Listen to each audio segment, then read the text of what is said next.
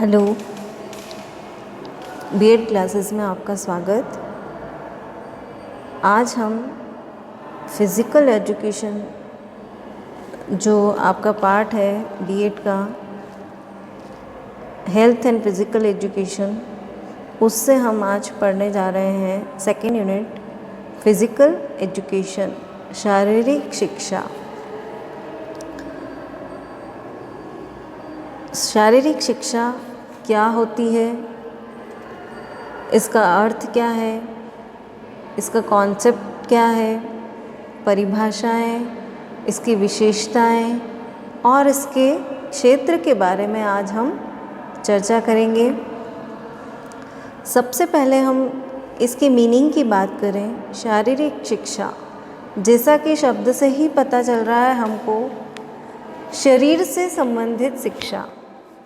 लेकिन केवल शरीर के स्वस्थ रहने से या शारीरिक शिक्षा प्राप्त करने से जो हमारे शिक्षा के सभी उद्देश्य हैं वो पूर्ण हम नहीं कर पाते हैं। तो इसका हम देखें अर्थ, व्यापक रूप में अगर हम अर्थ देखें तो शरीर के द्वारा, शरीर की स्वस्थता के द्वारा या शारीरिक गतिविधियों के द्वारा हम अपने मानसिक, सामाजिक, सांस्कृतिक, शैक्षिक आदि जो स्वास्थ्य होता है हमारा, उसको हम उसके स्तर को हम उच्च इस शारीरिक शिक्षा के माध्यम से कर सकते हैं। और शारीरिक शिक्षा का अर्थ एवं अवधारणा हम देखें तो शरीर के माध्यम से शरीर की शिक्षा। जब इसका हम अर्थ करते हैं तो शरीर के माध्यम से शरीर की शिक्षा प्राप्त करना। अब इसको कैसे लेंगे हम? शरीर के माध्यम से मीन्स शरीर की गतिविधियों द्वारा या शारीरिक गतिविधियों के द्वारा हम अपने शरीर का विकास करते हैं और उसके संबंध की जितनी भी शिक्षा है वो प्राप्त करने का कार्य हम करते हैं। शारीरिक शिक्षा से केवल एक अच्छी काया का निर्माण ही नहीं होता, हम मानसिक स्वास्थ्य का स्तर बढ़ाते हैं, भावनात्मक स्वास्थ्य और सामाजिक गुणों का विकास भी हम शारीरिक शिक्षा के माध्यम से करते हैं। हम जैसे विद्यालय में शारीरिक शिक्षा से संबंधित एक पीरियड होता है, उसमें हम बच्चों को खेल कूद करवाते हैं, कोई game, gymnastic, football, cricket, hockey, kho kho, ये सारे गेम जब हम करवाते हैं बच्चों को, ये खेल जो खिलवाते हैं विद्यालयों में, तो उससे बच्चा केवल शारीरिक विकास नहीं करता, वह मानसिक विकास, भावनात्मक विकास, समूह में बालक रहना सीखता है। इससे उसका भावनात्मक जो एहसास होता है, लोगों के साथ समूह में रहने की जो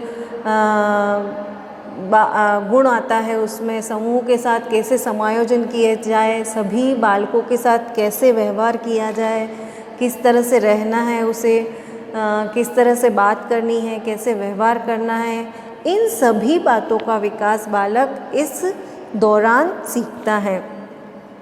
शारीरिक शिक्षा सामान्य शिक्षा का क्षेत्र है जिसका संबंध शारीरिक व्यायाम और उससे संबंधित प्रभाव से है। शारीरिक व्यायाम का मानसिक स्वास्थ्य पर भी बहुत प्रभाव पड़ता है, उसके अधिगम स्तर पर प्रभाव पड़ता है। तो यह जो प्रभाव है वह सभी क्षेत्रों में समान रूप से देखने को मिलता है। शारीरिक शिक्षा शरीर को अनुकूलित करने का एक कार्यक्रम है जो व्यक्ति का शारीरिक स्वास्थ्य सुधारने के लिए चलाया जाता है। शारीरिक क्रियात्मकता एक सुंदर शरीर का निर्माण करती है। शारीरिक शिक्षा को हम शरीर को अनुकूलित करने का कार्यक्रम कहते हैं। किससे अनुकूलन करना? वातावरण से अनुकूलन करना, किसी परिस्थिति से अनुकूलन करना। तो यह अनुकूलन करने का जो कार्य है वह शारीरिक शिक्षा हमें सिखाती है। यह एक क्रियात्मक प्रोग्राम होता है। शारीरिक शिक्षा बैठे बैठे, चेयर या टेबल पे बैठे बैठे प्राप्त नहीं की जा सकती, इसके लिए फील्ड में जाना होता है आपको और शारीरिक क्रियाकलाप करना होता है, जो कि एक सुंदर शरीर का, सुंदर काया का निर्माण करता है। इस प्रकार हम अर्थ के बारे में चर्चा करें तो यह शरीर से संबंधित गतिविधियों द्वारा संपूर्ण विकास की ओर ले जाती है। बालक का संपूर्ण वृद्धि और विकास शारीरिक शिक्षा के माध्यम से होता है। अब शारीरिक शिक्षा की परिभाषा है।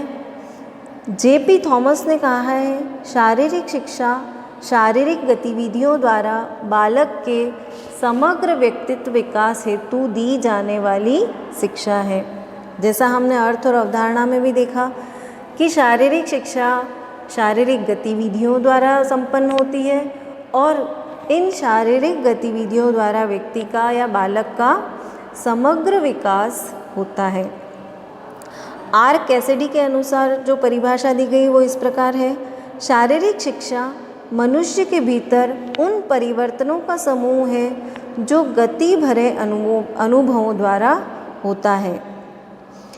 आर कैसिडी क्या कह रहे हैं, शारीरिक शिक्षा मनुष्य के भीतर उन परिवर्तनों का समूह है जो गति भरे अनुभवों द्वारा होता है।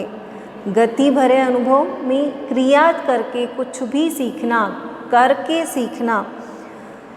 तो जीवन हमेशा गतिपूर्ण है और शारीरिक शिक्षा को भी इसी मीनिंग से लिया है कि गतिपूर्वक चलते रहना और सीखना ही शारीरिक शिक्षा है, आर कैसिडी के अनुसार।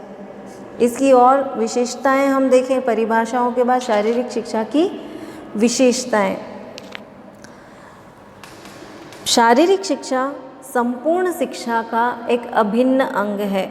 जैसे कि हम देखें, क्रिया करके सीखना हमारे शिक्षा का एक प्रमुख पार्ट होता है। प्रयोजन विधि जिसे कहा जाता है, प्रायोजना विधि, करके सीखना, योजना का निर्माण करना और उस योजना का क्रियान्वयन करना, तो उसके बेहतर परिणाम हमें नज़र आते हैं। तो शारीरिक शिक्षा भी एक क्रियात्मक पद्धति है, शरीर को गतिशील बनाने की पद्धति है। तो हम इसे शिक्षा का एक अभिन्न अंग के रूप में मान सकते हैं। शारीरिक शिक्षा का संबंध मांसपेशीय गामक गतिविधियों से है। मांसपेशीय गामक गतिविधियाँ मांसपेशियों को निरंतर चलते रहने का कार्य है शारीरिक शिक्षा।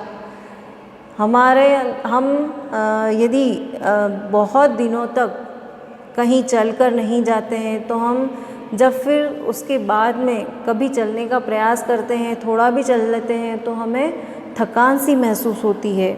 जैसा कि अभी लॉकडाउन में ही हुआ, हम बहुत दिनों से घर में बंद थे, कहीं बाहर जा आ नहीं पा रहे थे, तो हमारे शरीर का विकास एकदम रुक सा गया था। हमारी जो कार्य करने की पद्धति है वो बिल्कुल घर तक सीमित हो गई थी। हम कहीं जा नहीं रहे थे, शारीरिक गतिविधियां नहीं कर रहे थे। तो उसका जो प्रभाव पड़ता है वह हमें लॉकडाउन खुलने के बाद नज़र आता है। जब हम बाज़ार में जाना शुरू करते हैं, मार्केट में निकलना शुरू करते हैं या चलना फिरना शुरू करते हैं, तो हमें थकान सी महसूस होती है। एक अलग सा एक्सर्शन जो दिखाई देता है वह इसी कारण है कि हमने शरीर को एक बंधन से बहुत दिनों बाद मुक्त किया। तो शारीरिक शिक्षा मांसपेशियों को गामक रूप देने में सहयोग करती है। शारीरिक शिक्षा शारीरिक प्रशिक्षण में योगदान देती है। इसको भी उसी मीनिंग से लेते हैं। जो शारीरिक प्रशिक्षण, शरीर को किस प्रकार से सुनियोजित रखा जाए, शरीर किस प्रकार से हमेशा चलने लायक रहता है। एक्सरसाइज जैसा हम कहते हैं कि व्यायाम द्वारा शरीर को सुगठित, सुसंचालित रखा जा सकता है। जो लोग रोज़ डेली एक्सरसाइज करते हैं, जिनका इस प्रकार का रूटीन होता है, तो वह अपने शरीर को बिल्कुल उसी रूटीन पे चलाते हैं और एक सुंदर और स्वस्थ शरीर का निर्माण करते हैं। शारीरिक शिक्षा द्वारा व्यक्ति के मानसिक, संवेगात्मक, सामाजिक एवं आर्थिक पक्ष भी संतुलित रूप से विकसित होता है। शारीरिक शिक्षा द्वारा व्यक्ति के समग्र का विकास होता है। हम परिभाषाओं में भी देखा, हमने अर्थ के संबंध में भी देखा और अब की विशेषताओं में भी देख रहे हैं कि शारीरिक शिक्षा के द्वारा व्यक्ति मानसिक, भावनात्मक, संवेगात्मक, सामाजिक, आर्थिक आदि सभी पक्षों को सुदृढ़ करता जाता है। अब शारीरिक शिक्षा की विशेषताओं के पश्चात शारीरिक शिक्षा के क्षेत्र। शारीरिक शिक्षा के क्षेत्र कौन कौन से हैं, इसके संबंध में हम बात करें तो सबसे पहला शारीरिक शिक्षा के अंतर्गत हम विशेषता जानते भी हैं कि शारीरिक शिक्षा में खेलकूद संबंधी क्रियाएं बहुत अधिक करवाई जाती है। खेलकूद की संपन्नता हम ग्राउंड में जाकर करते हैं। इनमें ऐसे खेल खिलवाए जाते हैं जो हमारे फिज़िकल इंस्ट्रक्टर होते हैं, विद्यालयों में नियुक्ति होती है, वह उन्हें इस प्रकार का प्रशिक्षण लेकर ही वह विद्यालय में आते हैं और बालकों को इस प्रकार से प्रशिक्षण प्रदान करते हैं। उन्हें हर तरह की खेल के नियम, बालकों को किस स्तर के बालकों को किस तरह से खेल खिलवाए जाने चाहिए जिससे वह उसका जो इतना बालक में जितनी एनर्जी होती है उस एनर्जी को वह कहाँ लगा सके, उसका ज्ञान एक फिज़िकल इंस्ट्रक्टर को होता है। एक शारीरिक शिक्षक को इसका ज्ञान प्रशिक्षण के दौरान करवाया जाता है कि किस स्तर तक, किस कक्षा तक के बालकों को, प्राथमिक स्तर तक, माध्यमिक स्तर तक, सीनियर सेकेंडरी तक, तो उस स्तर के अनुसार बालकों को खेल खिलवाए जाते हैं। इन खेलों में दलीय खेल होते हैं जो टीम बनाकर खेले जाते हैं, टीम गेम्स, तालबद्ध खेल होते हैं जो रिदम के अनुसार बनाए जाते हैं। फिर ये तालबद्ध खेलों में एक विद्यालय के अंदर ही गेम होते हैं। इसके पश्चात इसमें लोक गीतों पर आधारित गेम होते हैं, गीत गा गा कर खेल खेलना, जिसमें रिदम वाले खेल में आ सकता है। इसको लोक नृत्य होते हैं, उनकी प्रैक्टिस करवाई जाती है। जिम्नास्टिक करवाए जाते हैं, पहले उसे एक्सरसाइज के रूप में लिया जाता है और फिर इसको नृत्य के रूप में भी, म्यूज़िक पर भी या रिदम पर भी किया जाता है। एरोबिक्स होते हैं। एरोबिक्स के बारे में हम लोग जानते ही हैं कि म्यूज़िक के अनुसार, म्यूज़िक के ऊपर जो एक्सरसाइज करना वह एरोबिक एक्सरसाइज कहलाता है। इसके पश्चात देखें आधारभूत व्यायाम। आधारभूत व्यायाम के अंतर्गत दौड़ना, भागना, वज़न उठाना, गार्डन मेंटेन करना, खेत खलिहान मेंटेन करना, कैसे क्या किया, मेहनत वाला काम जो आधारभूत व्यायाम होते हैं वो डेली रूटीन के जो हम काम करने से जो एक्सरसाइज होती है वह आधारभूत व्यायाम भी कहलाते हैं। सुधारात्मक शारीरिक क्रिया, आत्मरक्षात्मक क्रियाएं।